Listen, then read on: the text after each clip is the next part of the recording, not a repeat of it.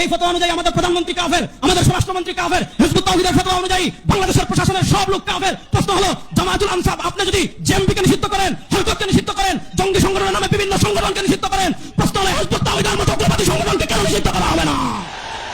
Hizb ut তাওহীদকে নিষিদ্ধ করতেই হবে। শোনেন মাননীয় প্রধানমন্ত্রী, 2024-এর জুলাই আগস্টের বিপ্লব হয় নাই হিজবুত তাওহীদের আস্ফালন দেখার জন্য। শুনেন, সমুদ্রে যখন ঝড় আসে সবার আগে আবহাওয়া অধিদপ্তর 1 নম্বর সিগন্যাল দেয়, তারপর যখন আরেকটু ঘনায় সিগন্যাল 2 নম্বর আসে, তারপর 3 নম্বর সিগন্যাল আসে, তারপরে 7 নম্বর সিগন্যাল আসে, তারপর আসে ঘূর্ণিঝড়।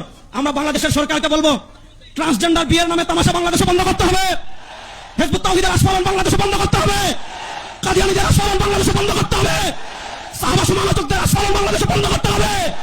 আল্লামা আহমদ শফী দুনিয়াতে নাই, আল্লামা মুহিবুল্লাহ বাবনগরী দুনিয়াতে আছেন, আল্লামা জুনায়েদ বাবনগরী নয়, তার উত্তরসূরি এগুলো বাংলাদেশে আছে।